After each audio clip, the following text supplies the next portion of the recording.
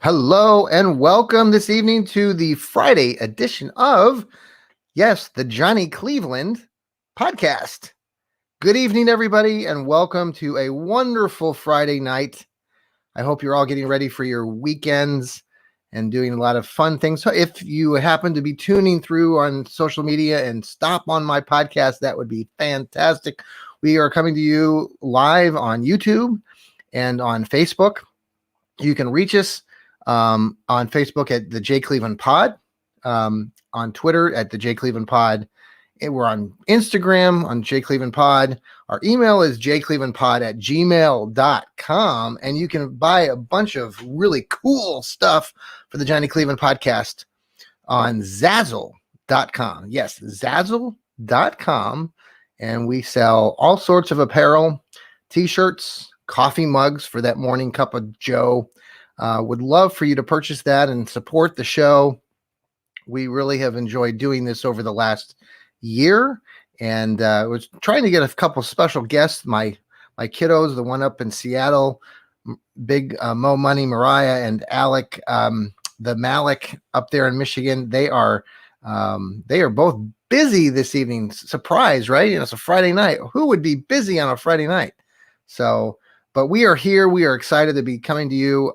Actually, I have the game. The Indians game is in the background here. Was hoping to. Well, actually, when I started going to start the podcast, it was the Indians were winning. Yes, for a moment, 1-0. Unfortunately, the third inning lasted about an hour, and Logan Allen, the starting pitcher for the Indians, sucks and couldn't throw anything but strikes, and Cincinnati just decided to hit the ball everywhere around the park for about an hour. The Reds scored 7 runs without getting an out, and they lead right now 7-1. The Indians did make a pitching change halfway through, that did not help. I believe they're going to a commercial break, so I think they did not score any runs that inning either for the Indians. So it's still 7-1. Cincinnati, I think they're in the 4th inning. So we're going to talk about the Indians.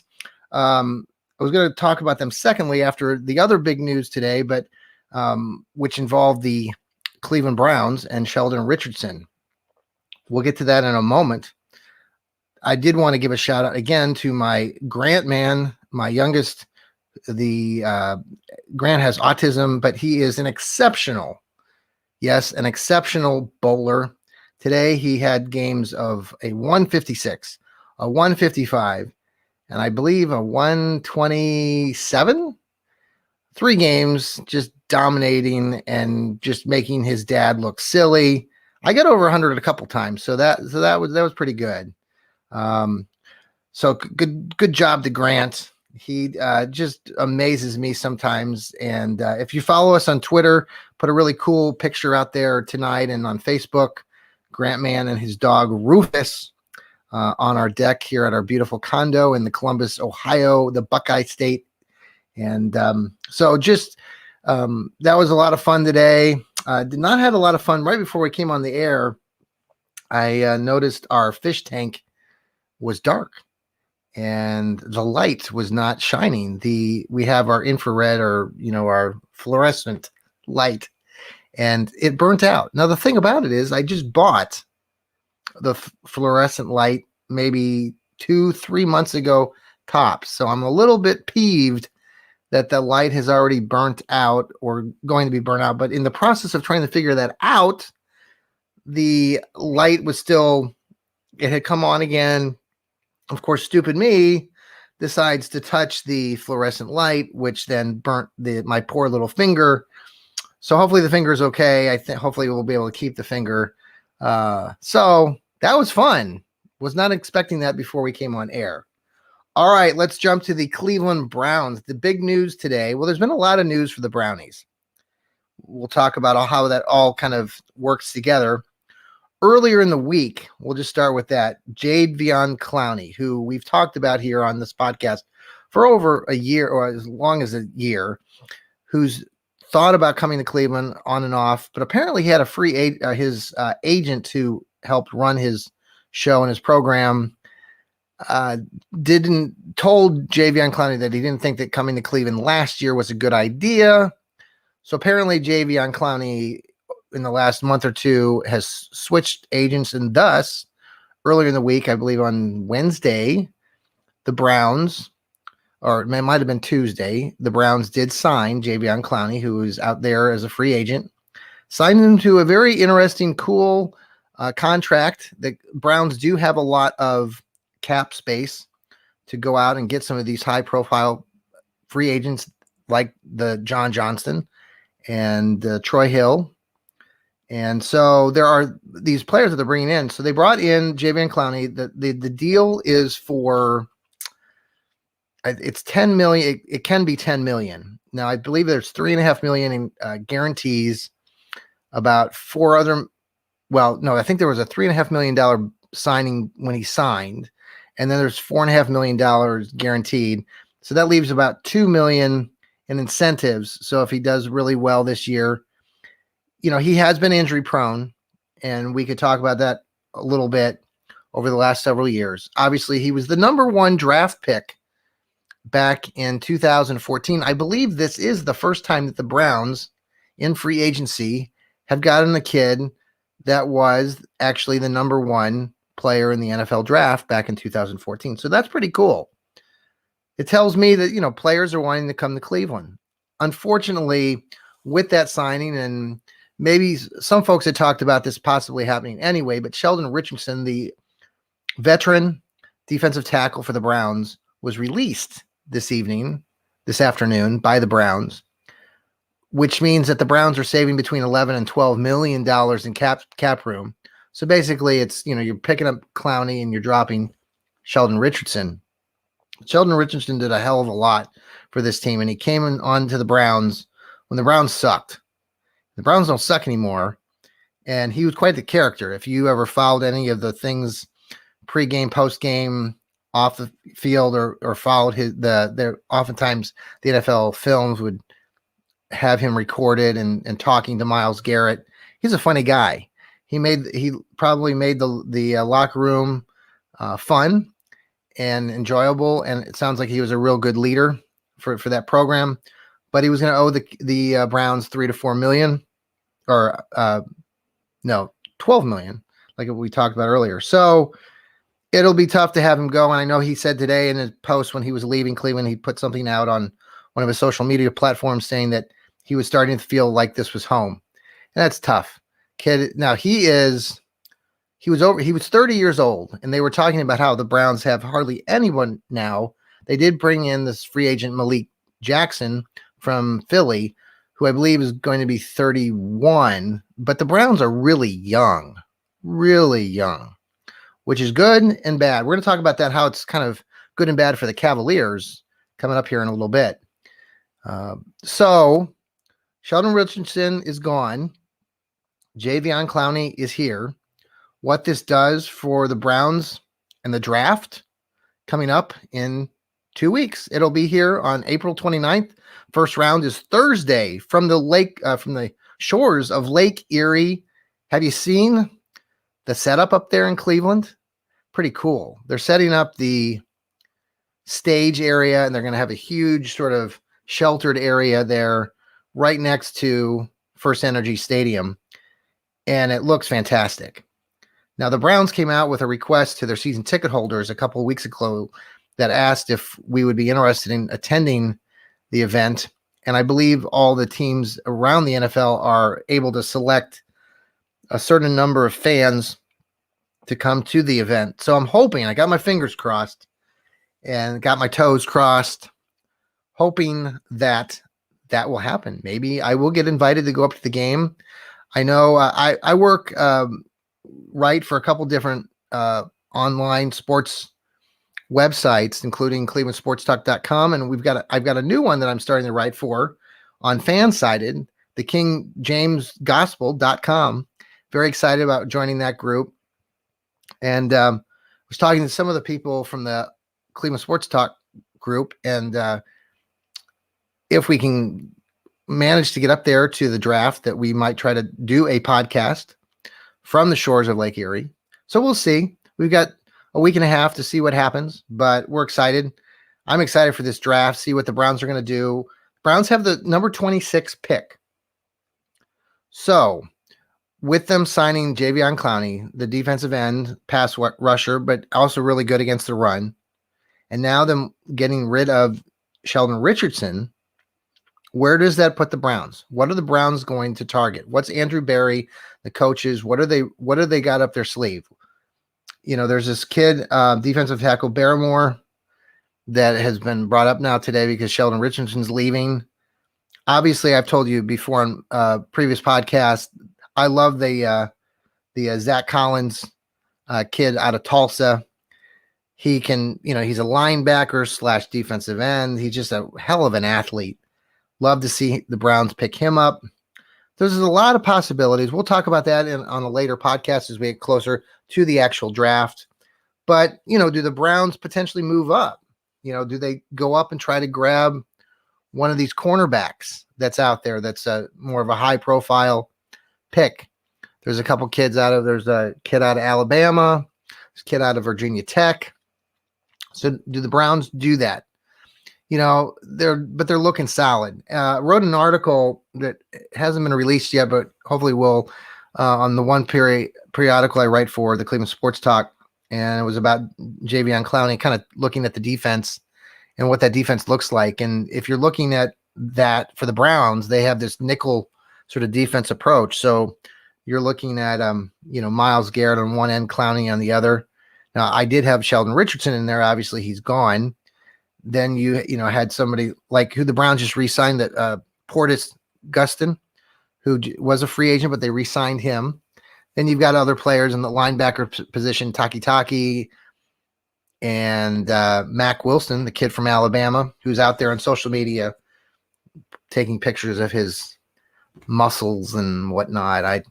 Trying to look his physique. Not sure if that's necessary, but anyway, and then the backside of the defense, the secondary is just really short up. If we can get that kid Grant Delpit back, who didn't get to play last year because of injury, now you've got the John Johnson back there, you got the Troy Hill back there, you got Greedy Williams back, you got Denzel Ward in the secondary. Browns are going to be much better, statistically at least, I believe. And hopefully that's all going to gel together and really make for an outstanding season. I mean, the Browns won double digits last year, right, folks? I mean, we beat Pittsburgh twice at the end of the season, back-to-back weekends. Oh my gosh, what a fantastic moment. And I don't see those moments ending anytime soon. This is the beginning of something, a longevity. This is going to go on for, several years. And so get used to it, Browns fans. Get used to it. All right. So back to the Indians. Looking over here on my shoulder. Well, they've still got a commercial, so I don't know what that means, but they were losing 7-1 earlier. It's been an interesting week for the Indians. Shane Beaver did an outstanding job earlier in the week. Helped the Indians win. Actually, he won a complete game. He pitched 9 innings. I believe he had 11 strikeouts. The kid is just dominating, just completely dominating. He basically pitched a complete game, and it was 0-0. They went in the 10th inning. The Indians were able to get a couple runs, and they were able to secure the win. And against the White Sox, who a lot of people thought early on in the year would be the pick for the American League Central, could potentially even go all the way. Look, they're the Chicago White Sox. I get it. They've got some hitters, and they've got some decent pitching. But who has the better record right now? I believe the Indians do. And I know it's very early in the season, but they did split the series. So they got they split it. Unfortunately, one of the games that they didn't win was a game where they pitched the Indians had to go up against Rodon. Rodon was scheduled to pitch the game earlier, but got sick, or 2 games earlier and was sick. Did not pitch in that first game. So got the pitch up against Zach Plesac. Zach Plesac just was awful. Gave up, I believe, 6 runs in the first inning. It was 6-0, and pretty much it was over.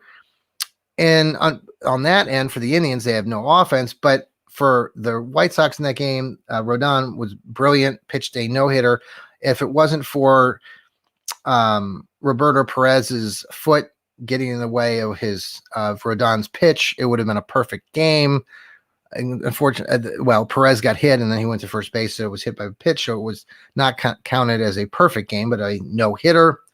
So the Indians got no hit, but the Indians were able to come back the next day and win 4-1. And Aaron Civale, I believe Shane Bieber right now and Aaron Civale are really the two guys that have been most consistent. Zach Plesac, he's doing what he's doing because he's young and he looked brilliant one week, and then the other day he was blech. So we'll see where that goes. But the Indians did come back. Jose Ramirez, who had been in a slump, I believe he was like 0 for 19 before he hit that 2-run homer yesterday to help the Indians win 4-1. So tonight, though, looking here, we're looking at some highlights. It looks like the Indians were safe. I'm just tracking this play. There was a play to second base. So the Indians are still, it's in the fifth. We're still up. We're still down 7-1. All right. So where does this put the Indians right now? It's the Indians are going to have to rely on their pitching. We've talked about this. And the Indians should be in most games because they do have pretty decent starting pitching. But their offense is kind of struggling. Their offense has been kind of relying on the home run. As of a couple nights ago, they were in second or third place in the league in hitting home runs. So that's good. They are making contact with the ball and putting the ball in play. So eventually in time, maybe that works in their favor. And they are playing well. They were in first place, close to it. They have a better record than, the White Sox. So we'll see. Tonight's not looking real good. It's still 7-1. They got a runner on first. And the Reds have been playing well, the Cincinnati Reds. So this is one of those weekend series where, it's who's going to win the state of Ohio. If you've never been down to Cincinnati, it's a great, great town. And I'm a diehard Cleveland fan, but growing up, I made lots of trips down to Cincinnati. Probably mentioned on the podcast before, I had a good buddy named Dan. Dan and his family lived in Cincinnati. Actually knew, did you know, moment here, the Griffey family, Ken Griffey and Ken Griffey Jr. So when I was a kid, got to go down to Cincinnati, and that was a really cool moment. There was one game when the Seattle Mariners played the Cleveland Indians up at Old Municipal Stadium, and Ken Griffey was in his first couple of years of playing ball, and my buddy Dan, and I think I might have mentioned this on a previous podcast, but he got to go down to the field level, and he talked to Ken Griffey Jr. for like 10 minutes. And that was just a fantastic moment as a baseball fan to see those moments. And Ken Griffey Jr. at that time was just an elite player. Will go into the Hall of Fame, obviously. So, all right, let's move on to the Cavaliers. So, I mentioned this earlier, but I'm writing for a new online sports website. It's called Fansided, and it's the King James Gospel.com. Check us out. It's a wonderful group of writers, and we primarily write about the Cleveland Cavaliers. And I've been very fortunate to get to write for them. And I love basketball.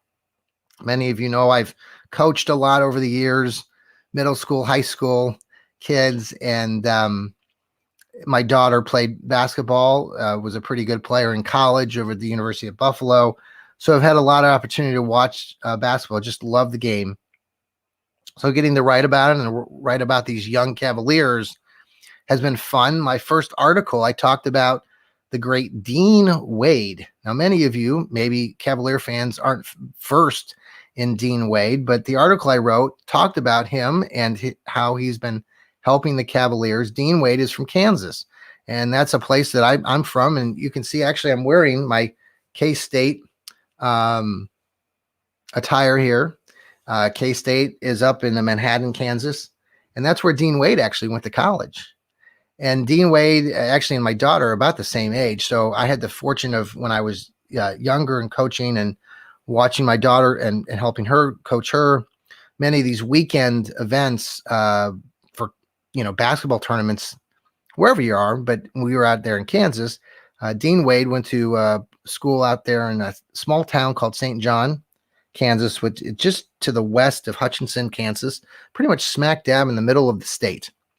And the article I wrote basically talked about his upbringing and how he's very successful, he and his team at St. John. And he's just a scrappy player, just dedicated, hardworking. Those St. John teams, when I would watch them when I was younger and helping coach other teams, they were just very disciplined group of players. And it's kind of neat now, obviously, to see a kid from there playing on the Cavaliers. So I believe, Dean Wade's really helped the team. He had a stretch of games that he was starting in the starting lineup. The Cavaliers have had several injuries over the last, 2 or 3 weeks. So Dean Wade was put in there to the starting lineup, including a couple other guys. And the Cavs aren't, winning every game. They did have a good win 2 nights or 3 nights ago when they played the New Orleans Pelicans. The Cavs won 103-90 over the New Orleans Pelicans. Dean Wade actually had 21 points in that game. He had 21 in that game. The other night, that was in a previous game, but then the other night that they won, he had I think 8 points, 6 boards. I think, last night the Cavs played the Golden State Warriors. And as a basketball fan, as a former coach, it's very interesting, watching that game. And, when I think about Golden State, all you Cavs fans, what you think about Golden State and what I think about Golden State. When I see Steph Curry and Draymond Green out there on the floor, I just want to puke. Draymond Green is an idiot, and don't know how else to say that. He's just a cocky son of a gun. And so, anytime the Cavs play the Golden State Warriors, obviously it brings back memories of all the championship runs when the Cavs had LeBron. This Cavs team is very, very young. I went through the roster earlier tonight, and I was just double checking because I know they're young, but I didn't realize the majority, 10 of the 12 guys are under the age of 25, outside of Kevin Love and Matthew Dellavedova. Most of the guys are under the age of 25. Our starting backcourt, Sexton, Darius Garland, and then if you call Asari, they're all 21, 22, and 20. They're young, very, very, very young. And, the Cavs, to me, when I watch this team and they've got this coaching staff, Birkenstock, who, these coaches, I think they do a really good job with this group. It's almost kind of like you are really coaching a bunch of college kids. I mean, these kids would be playing college ball. They weren't, and I know the game is professional, but they've got this right now sequence where, they were kind of had this group of guys that were coming in and substituting for the guys that are veterans like Kevin Love and Delly. Okay. And they were getting some cohesion. They were starting to kind of gel together a little bit. Then Sexton and Garland both went out. Well, then Sexton stayed out. Garland came back in the game that they won. And so that there was a little bit of success there again. Then the game against Golden State, they got off to a pretty good they got off to a good start first quarter. But then they started, the coaches, and they started kind of throwing in other players, including players like Dean Wade. But actually, Dean Wade didn't come in that game. He'd have been starting. He didn't come in to the second quarter until about the 9-minute mark. But they were trying to put it, I think they played 10, maybe 11 guys last night total. C.D. Osman didn't even play. Now, I think he'd gotten a start. He's kind of a veteran. He didn't even play in the game last night. But they are throwing all these other guys in. And it just was one of those games where watching it, not just as a fan, but as a coach, I just kept getting this sense of the coaching staff was trying to do too much to throw all these guys in. There was a group that had been kind of used to playing with one another, and then you're throwing all these other different combinations. And I think it was one of those games where they're trying different combinations, and they had Sexton and Garland together at several times. was interesting looking at the box score. I don't know if many of you who are in the basketball look at that, but they always have this stat called plus minus. Basically when a player's on the floor, when that particular player, like let's say Darius Garland, the stat basically tracks when Garland's on the floor specifically. Are the Cavs getting points or losing points? What's the score? And it's a really good stat. I think it really shares a lot about what's kind of going on in the game. I would always monitor that when my daughter Mariah was playing basketball at high school level, especially when she got into college, when she was out on the floor, was it a plus or minus? And you obviously want a plus.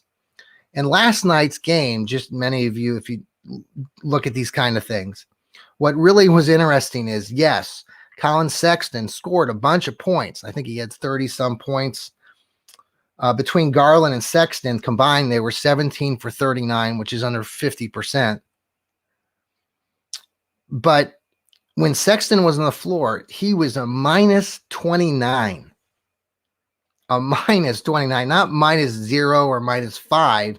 But when Sexton was on the floor last night, tracking him against the score, he was minus 29. That was the worst of the players yesterday. All the players in Golden State, obviously, they had a positive number. All the Cavs, outside of one player in the starting lineup, had a negative number, and Sexton had the worst plus minus value there. I don't see Sexton and Garland playing together isn't working real well. They seem very off kilter. And Garland was throwing up these shots from the moon last night, which was just nuts. I don't know. Usually he's more, I want to see some progression with Garland, and he's 21 years old. And I think I've seen that on occasion, a lot of these games, but last night's game, he was running around, just not waiting sometimes for the offense to get set in transition and throwing up 3-pointers that were bricking or going off the front of the rim. And so those are those things that you just, as a coaching staff, you're pulling your hair. You're like, all right, calm down, run the offense. And these kids just weren't doing it very well. And obviously there's a lot of different rotations and players coming through. And I'm hoping, so the Cavs have 2 games coming up starting tomorrow night. They play the Chicago Bulls tomorrow. Then Monday they play against the Detroit Pistons. Now the Bulls have the 10th spot for that last spot that would be like that play-in tournament that they're going to have prior to the playoffs for the NBA. So it's kind of a pre-playoff system. So the Cavs were I think they're 2.5 games back of the Bulls. So tomorrow's game is pretty big, I believe. And the Cavs and hopefully the coaching staff can really figure out, get a better grip on who's going to really play and who's not. Because last night, I think it was just one of those games again where they were kind of throwing players together in different combinations. And I know you got to do that sometimes in the process of planning for the future. And that's kind of what last night felt like. And when you had Steph Curry and Draymond Green playing on the other side, the savvy veterans, and even though, I loathe Draymond Green, they are veterans. By the way, Steph Curry and that sucking on his mouth guard, he's just a freaking moron. I mean, Steph Curry just needs to grow up. He's an idiot. I mean, that whole thing with the mouth guard is just so annoying. It just drives me crazy. Can't stand it. I think he's just complete moron for doing that. So if I ever see him in person, I see that mouth guard, I'm going to slap that out of his mouth. All right. So the Cavs have these 2 games coming up. They really need both of them. And I think that's the other thing about the Cavs that I'm kind of writing about in my next article for the King James Gospel, is that, they're 20 wins, 35 losses. It's not a great record, but they're a fun team to watch, folks. I know if you don't pay attention to basketball, you're like, oh man, they're lousy. They really aren't, folks. If you watch their games, they're very entertaining, and they're scrappy. They work hard, but they've got a lot of work to do. And but they can't jump too far ahead. They can't get 15 wins in one game. If you're 20-35, you can't get up to 35 wins like that. You got to take it one game at a time.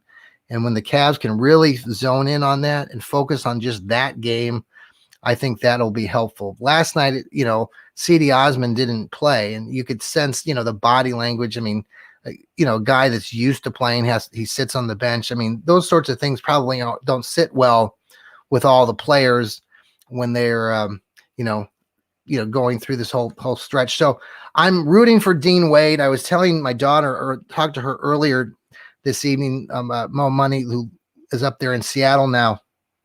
And, I don't know if it's because I wrote this article about Dean Wade, but check that out again on the KingJamesGospel.com. I think it's a good, fun story.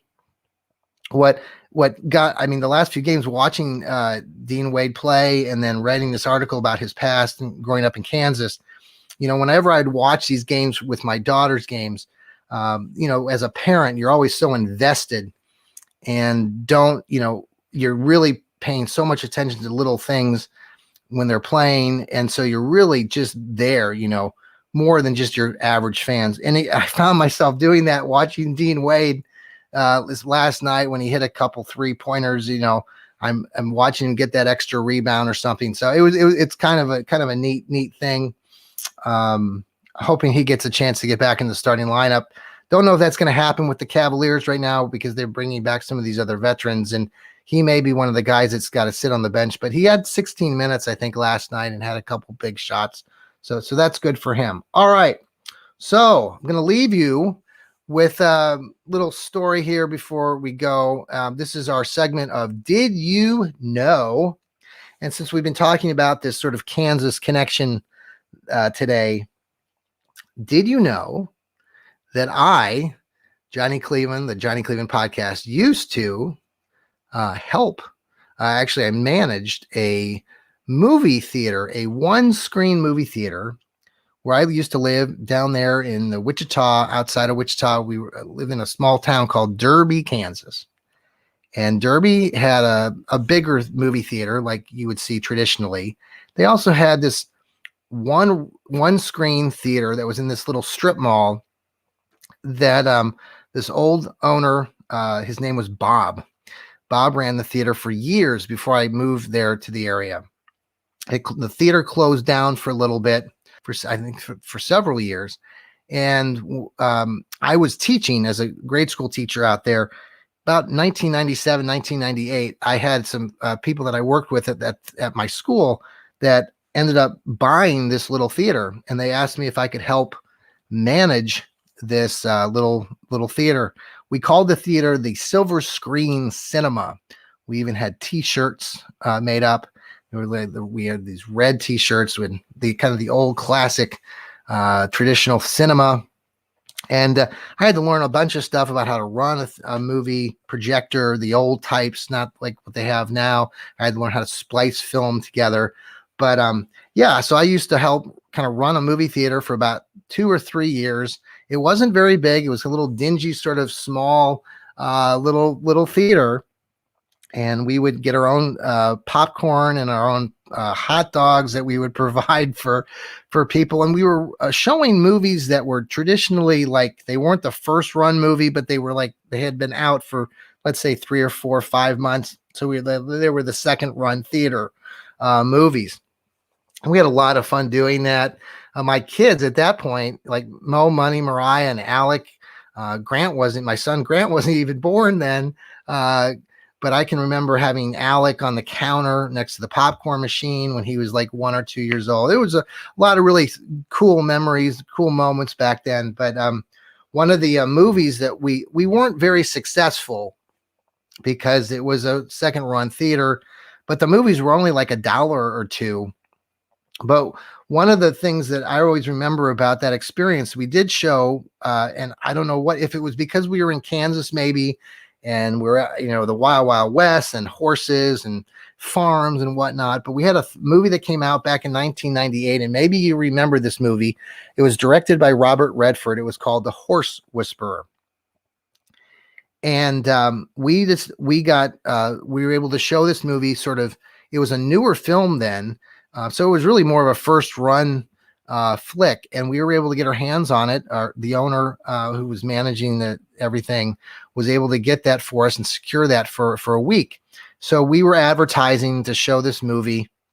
And keep in mind, folks, when we were running this, we can seat maybe, I don't know, 200 people, maybe 300 people in the theater.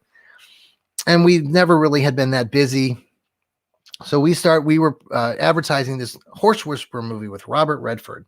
And that Friday evening when we started the movie, it was amazing. I'll never forget. It was super crowded. Like, people were standing outside in the parking lot. We had a full house all weekend long. We made gobs of money with our concessions, and it was pretty overwhelming because I was helping kind of manage it, and we had the owners of the theater and myself and like one other person, and like their kids were helping with the theater too. So it was a wild weekend, but the Horse Whisperer was a very popular movie for us there at the Silver Cinema. So did you know that Johnny Cleveland, used to run a little one screen theater there in the heart of Kansas. I certainly miss those days. It was one of those great moments. So folks, I hope you all have a great Friday evening. Thank you for joining me on the podcast tonight.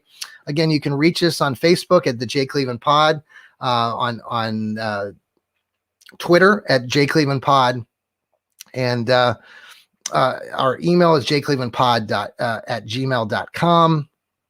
Send us a question, send us in, and we'll get that on the next podcast. We're going to have some podcasts coming up where we're going to be talking about the NFL draft up in Cleveland. We're going to be talking to the guys from the Cleveland Sports Talk group. I know several of them are hardcore NFL fans. We're going to be kind of doing a NFL draft, and I'll continue to be writing for them. I'll also be continuing to write. I've got an article coming up again on the Cavs, their upcoming games against the Chicago Bulls and the Detroit Pistons on the King James Gospel.com. So check us out there. I appreciate the followings.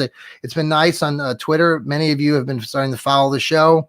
Thank you again. You can, my handle is at John Suchan, not only with the podcast, but also you can follow me personally. And that's where I put most of my material. Again, it's at John Suchan, JOHN.